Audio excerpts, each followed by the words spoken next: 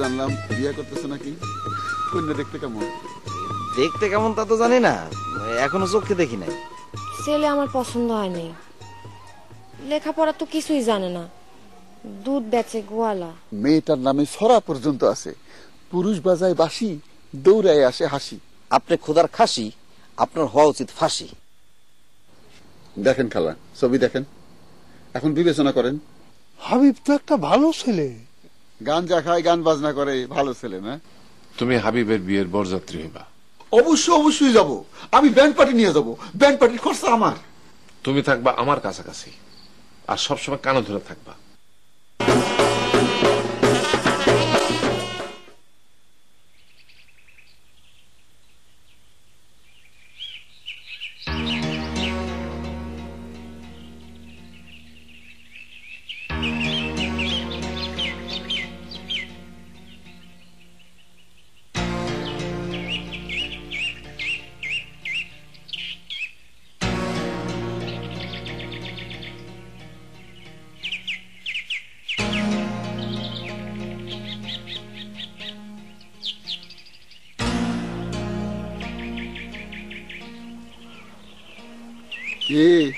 কি দেখতেছ? সালাম আলাইকুম। ওয়ালাইকুম সালাম। সামাদ ভাই, ঘটনাটা কি? সঙ্গে চক্ষু আছে না নাই? আছে। চোখকে দেখতেছ না? আসমানে বিদেশি টাকা উঠতেছে, আর এই লোক ধরার চেষ্টায় আছে। বিষয়টা বুঝলাম না, এই লোকটা কে? তোমার নাম ইয়াসিন না? যে এই লোক ইয়াসিন হইতে পারে। তুমি বিদেশে গেলে সমানে আসমান থেকে টাকা ধরবা, বিদেশি টাকা। এখন বুঝছো? যে না, তোমার বুঝার প্রয়োজনও নাই। এই লিফলেট সবার জন্য না। যে এটা বুঝে সে বিদেশে যায়, টাকা কামাই করে, আর যে বুঝে না সে তোমার মতো মাটি কাটার কাম করে। তুমি মাটি কাটো না? যে এখন সামনে থেকে যাও, মেলা বিরক্ত করছো।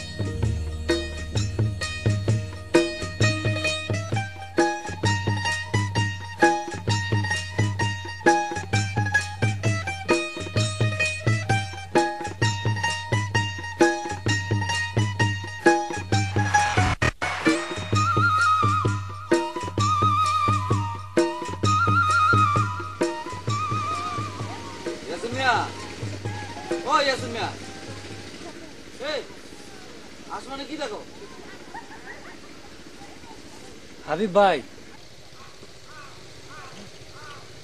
বিদেশে কি মাটি কাটার কাম আছে?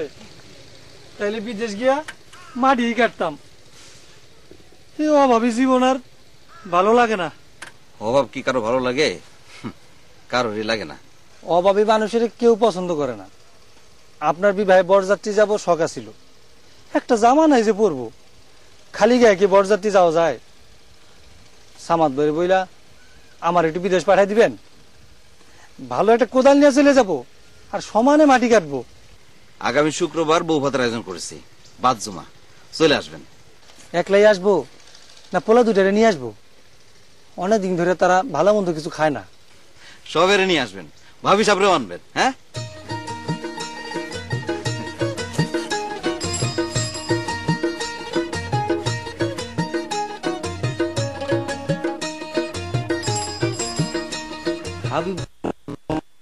ক্যারামে দুইটা লাগে না। সংসার যেন সুখের হয়।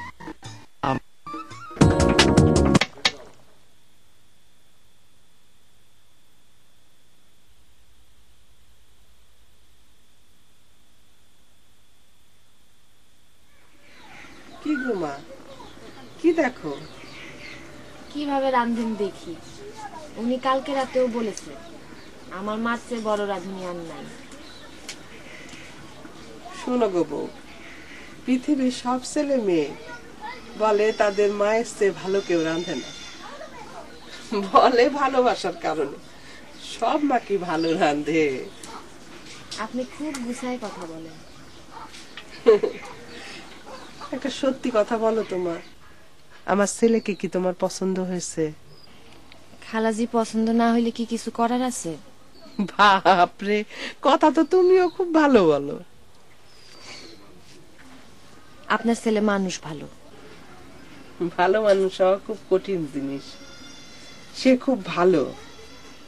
বউ ভাতে সে কি করবে শুনতে চাও? বলেছে কিছু? জি না। গ্রামে যারা অবস্থাপন্ন তাদের কাউরে সে দাওয়াত করে নাই। যারা অতি গরিব, দুবেলা খাওন নাই, তাদের প্রত্যেকরে বলেছে তার কথা হইলো তারা একবেলা আরাম কইরা খাহুক।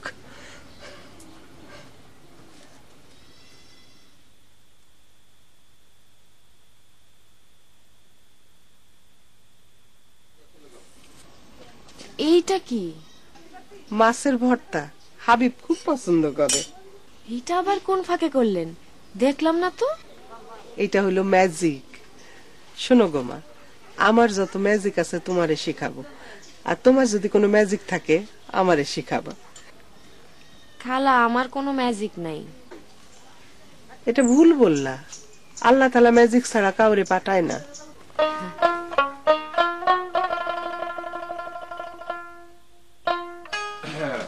স্যার, থাক থাক থাক, বসো আবির মিয়া। স্যার ডাকছেন? হ্যাঁ, একটা কাজে রাখছি তোমারে। বলেন স্যার। ভাবছিলাম তোমার বউ ভাতে আরাম করে পোলাও কোরমা খাবো, তুমি তো দাওয়াত দিলা না। আর কি করবো? স্যার, এই পোলাও কুরমা করার তো সামর্থ্য আমার নাই। তবে স্যার ওই ডাল ভাত আর মাংস করব। গরিব মানুষরা একবেলা পেট ভরে খাবে, এটাতেই শান্তি স্যার। হ্যাঁ, চিন্তাটা তুমি ভালোই করছো। শোনো, আমি বৌমার জন্য একটা উপহার আনা রাখছি, তুমি যাওয়ার সময় এটা নিয়ে যাবো। উপহার? কি উপহার স্যার? এই উপহারটা তোমার পছন্দ হবে কিনা আমি জানি না, কিন্তু বৌমার হবে। আমি অনেকদিন ধরে ভাবতেছিলাম যে তোমার ভালো একটা কিছু দিব। আমি দিয়া স্যার, ওই জিনিসটা নিয়ে আসো, তুমি দেখো তোমার পছন্দ হয় কিনা। আনছো? ও আল্লাহ, এটা কি? টিভি? এত বড় টিভি? স্যার, এত বড়। হাবিব, আমি জানি তুমি এটা নিয়ে কি করবা। এটা তুমি তোমার উঠানে রাখবা, যাতে গ্রামের সবাই টিভি দেখতে পারে। ঠিক বলেছি না? জি স্যার, ঠিক বলেছেন। তা তোমার স্ত্রীর সাথে মিল মহব্বত হয়েছে তো? স্ত্রীকে খুশি রাখা জগতের সবচেয়ে কঠিন কাজ, আবার একই সঙ্গে জগতের সবচেয়ে সহজ কাজ। এই কথাটা মনে রাখবা। জি স্যার। প্রতারক জনশক্তি এজেন্সির অবৈধ কাগজপত্রে মালয়েশিয়া গিয়ে আটকা পড়ে আছে ৩২ জন বাঙালি যুবক। মালয়েশিয়া সরকারের বরাত দিয়ে জানা যায় যে কুয়ালালামপুর এয়ারপোর্টে গত ৭ দিন আগে পৌঁছানো এই ৩২ জন যুবক স্থানীয় যে কোম্পানিতে তাদের কাজের কাগজপত্র দেখায় তা উক্ত কোম্পানি সম্পূর্ণ মিথ্যা বলে জানিয়েছে। কোম্পানির পক্ষ থেকে জানানো হয় যে এরকম কোনো চাকরির চুক্তিপত্র তারা বাংলাদেশি জনশক্তি এজেন্সি রফিক রিক্রুটিংকে দেয় নাই। এদিকে ৩২ জন যুবক প্রতিজন ২.৫ লক্ষ টাকা করে উক্ত এজেন্সিকে দিয়েছে। তারা বর্তমানে কুয়ালালামপুর ব্রিজের নিচে, কেউ কেউ খোলা আকাশের নিচে অসহায় দিন যাপন করছে।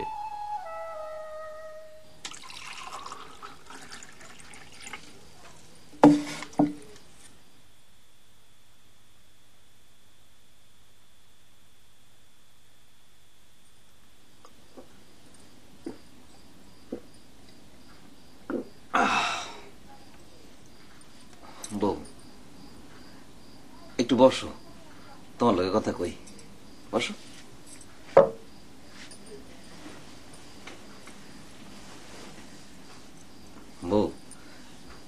আমার বিদেশ যাওয়ার ইচ্ছা।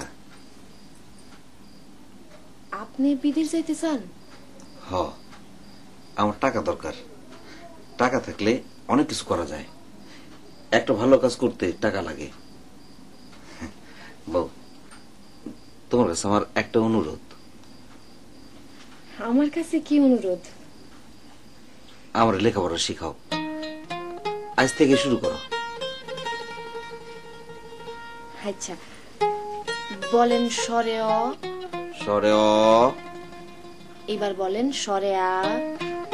সরে আ। এই তো 2টা অক্ষর কিন্তু এখনই শিখা ফেলাইলেন। আবার বলেন দেখি। সরে অ। আর একটা হইলো সরে আ। হয়েছে? হইছে। ও বউ, তুমি কি আমার নিয়ে খুশি? এই কথা কেন বললেন?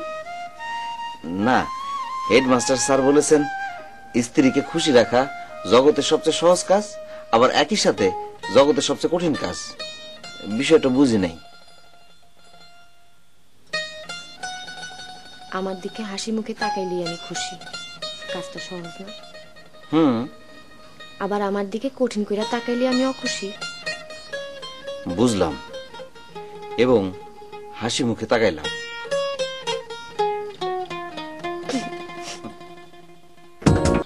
কি বিষয় হামিদ মিয়া, এখনো বসে আছো? কিছু বলবা? জি না, তাইলে বাড়ি যাও, যে ঘুমাও, রাত অনেক হয়েছে। একটা কথা ছিল, একটু আগে তোমার জিজ্ঞাসা করলাম কিছু বলবা, তুমি বললা না। এখন বলতেছে একটা কথা ছিল। আচার আচরণে দুই মনা ভাব ভালো না। গরিব মানুষ স্যার সব সময় দুই মনা। এটা গরিব ধনীর বিষয় না, অনেক ধনবান ব্যক্তিরা আমি দেখছি দুই মনা ভাব। কি বলতে চাইছিল সেটা বলো, বৈশা বলো। স্যার, ধনী হইতে ইচ্ছা করে, টাকা কামাবো, বাড়িতে একটা পাকা দালান দিব, টিউব কল বসাবো, একটা অস্ট্রেলিয়ান গাই কিনবো স্যার, আর বাজারে একটা দোকান ঘর নিব। ভালো তো, কিন্তু কেমনে ধনী আমি বুঝতেছি না স্যার। ডাকাতি ছাড়া তো কোনো পথ দেখি না। ডাকাতি করতেও তো অস্ত্রপাতি লাগে, অস্ত্র পাবো কই? কি বলতে চাইতেছো এটা পরিষ্কার করে বলো, ঝাড়া দিয়ে কাশো। স্যার, বিদেশ গেলে কেমন হয়? বিদেশ? জি বিদেশ। ভিটা বাড়ি বেচা দিলাম, কিছু টাকার জোগাড় যন্ত্র হইল, বিনা টাকায় তো স্যার ব্যবসা হবে না। ভিটা বাড়ি বেচে দিবা? জি, থাকবো আত্মীয় স্বজনের বাসায়, কষ্ট সষ্ট করে থাকবো। কষ্ট ছাড়া তো স্যার কোনো উপায় নাই। একবার বিদেশে যায় পা দিতে পারলেই স্যার টাকা আর টাকা।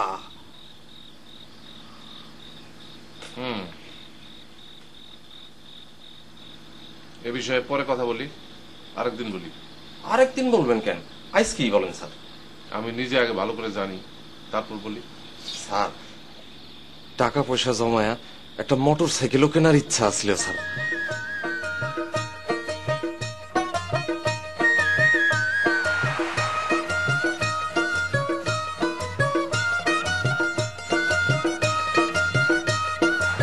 কি ভাবতেছো?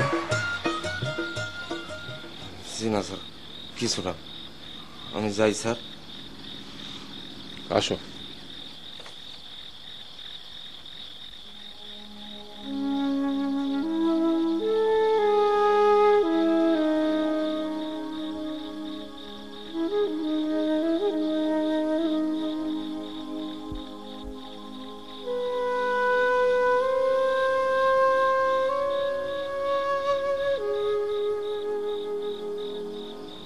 সিন্দাবাদের ভূত সিন্দাবাদের ঘাড়ে চেপে বসছিল, বাংলাদেশের ঘাড়ে চেপে বসছে বিদেশ ভূত।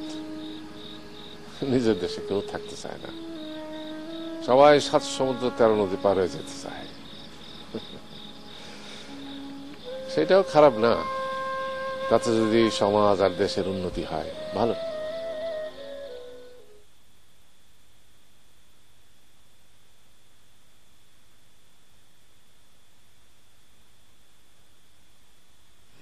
যারা বিদেশ যাইতে চায় তারার সাথে লেবুর একটা মিল আছে, এটা কি জানো?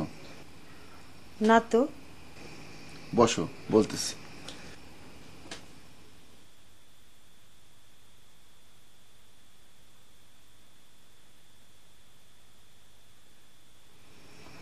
লেবু চিপ্পা রস বের করতে হয়। যারা বিদেশ যেতে চায় আমরা তারা চিপ্পা রস বের করি। কেমনে করি জানো? বলেন। প্রথমে বলি 1 লাখ টাকা জোগাড় করো, এই টাকার মধ্যে সব ব্যবস্থা হবে। তারা জমি বেচে সুদে টাকা ধার করে।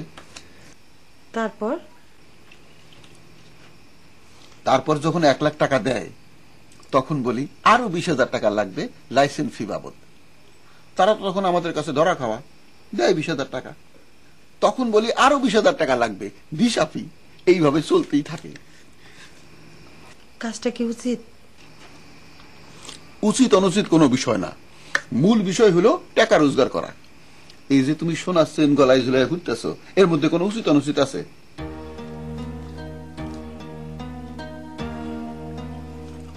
নাও মোবাইলটা হাতে নাও, আমার একটা ছবি তোলো। ভাত খাইতেছি, এটার ছবি।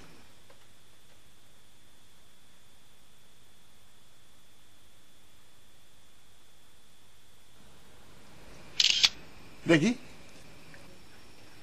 বাহ,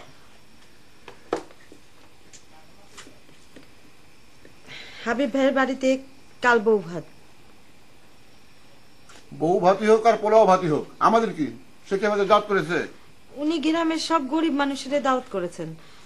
ওনার চিন্তা ভাবনা অন্যরকম। অন্যরকম মানে? অন্যরকম মানে ভালো চিন্তা ভাবনা, সুন্দর চিন্তা ভাবনা। স্বামীর সামনে অন্য পুরুষের প্রশংসা করা যে কত বড় গুনার কাজ, এটা জানো? যে না। তওবা করো, বলো আস্তাগফিরুল্লাহ। আস্তাগফিরুল্লাহ। এই কাজ কোনোদিন করবে না। আর করব না। তুমি থাকো সারাদিন ঘরের সিপাই, বাইরের কে ভালো কে মন্দ বুঝবে কেমনে? ওনারে আপনি ছাড়া আর কেউ মন্দ বলে না।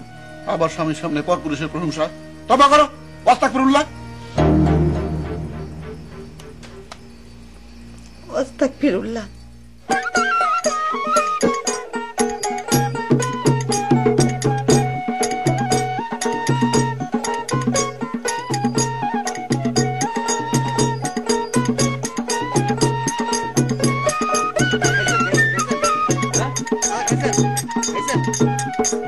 জোরে বাজান, জোরে জোরে জোরে।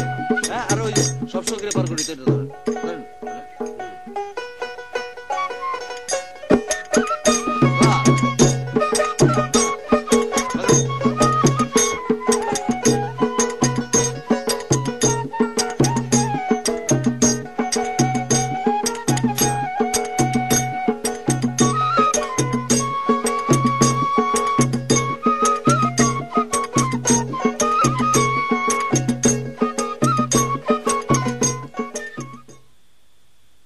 তোমার জন্য একটা সংবাদ আছে।